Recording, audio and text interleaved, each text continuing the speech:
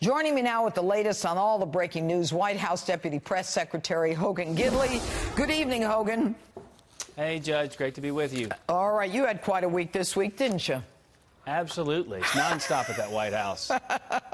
Well, look, I want to talk about BuzzFeed in a minute, but I want to talk about, first, the reaction of the Democrats, not after the president laid out what he said this afternoon at about 4 o'clock, but what they said before he even spoke.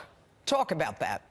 It's incredible. They did it when he gave the Oval Office address, where they had a canned speech when they didn't know what he was going to say. They did it again today, releasing information, denying the plan the president put out. They refused to work with him. They said the plan was bad when they hadn't even heard what he was going to say. So many people thought he was going to declare a national emergency, right, which he didn't do.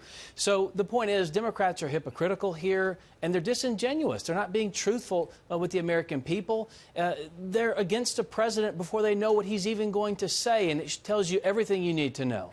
You know, I have to tell you, Hogan, I have in front of me, the facts from the 2006 Secure Fence Act, the people who supported it, the Democrats voting yay, and the 2013 border security. It is stunning to me that they have the nerve to go out. I mean, I wouldn't be able to do it. To go out and say this is immoral, a wall is immoral, when 6 years ago it wasn't immoral and 13 years ago it wasn't immoral. It is so transparent. Right. They said it was a manufactured crisis as well. Well, Barack Obama called it a crisis, a humanitarian one at that, from the Rose Garden. Was it manufactured then? Was it manufactured when they cast votes to protect our border? And like you said in the open, is it manufactured to those who've lost loved ones at the hands of illegal immigrants? Ask them that, and they would say it is not manufactured. We face a humanitarian crisis along our border and a national security crisis along our border. This president recognizes that, and he's trying to do something about it. When you give the Democrats the data and explain what's going on, it's like they don't believe it. They sure don't know it, and worse, it's like they don't care. And that's where we are right now. The president has tried repeatedly to come to the table to fix this, and Democrats are nowhere to be found. They believe it, Hogan, and they know it.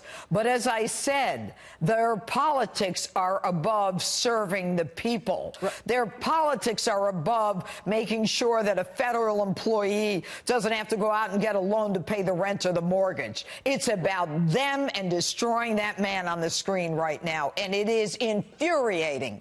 But well, yeah. No, but you make the point. They pretend to care about these federal workers who are living paycheck to paycheck, saying to the American people, listen, these federal workers are in such bad shape. They've got to sell their own clothing to make ends meet. But the only clothing they appear to care about is resort casual, which was the attire recommendation for their jaunt down to Puerto Rico. I mean, first they go to Hawaii, then the Democrats party in Puerto Rico, and then, as you mentioned, Nancy Pelosi wanted a trip, a 6-day excursion to Europe, which would have ensured these 800,000 employees for the federal government lose their second paycheck in a row. That is unacceptable. The president asked her to postpone that trip, refused to let her use military air to try and keep her in this country so we could have a conversation to reopen the government and secure the border, and she still refuses to come to the table. Well, you know, and I want to get to BuzzFeed, but the theater of all of this with the president. I mean, think about negotiations. I mean, I took labor law in law school. You know, you got management, and then you've got the unions. Okay, here we've got management. We've got the president. There's no one at the table, but he's still bending. He's still compromising. Let's go to BuzzFeed.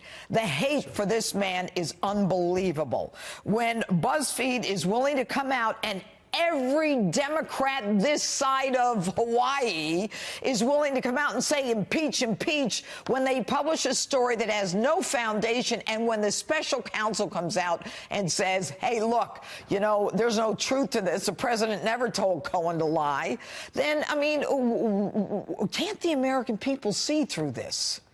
I think they are starting to. The president has been saying fake news for a long time, and that was a perfect example of it.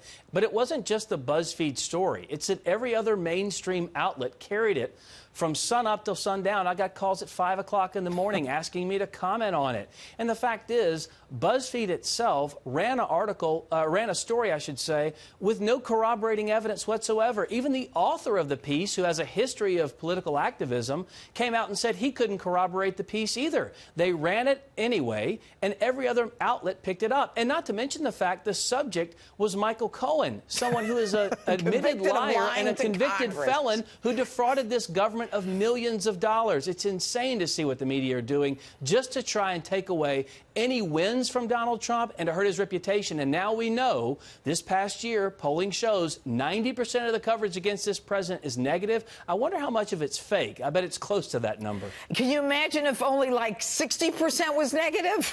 If it was 80%, think how high he'd be in the polls. It's unbelievable what they try to do to this man, who all he's done is left a lucrative business to come into this White House and do everything he can to make our lives better across this country. He's done that regardless of demographic. Wages are up. Unemployment is down. We have better trade deals. America is doing outstanding, and it's because of Donald Trump. All right, Hogan Gidley, get some sleep. Had a rough week. Thanks so much.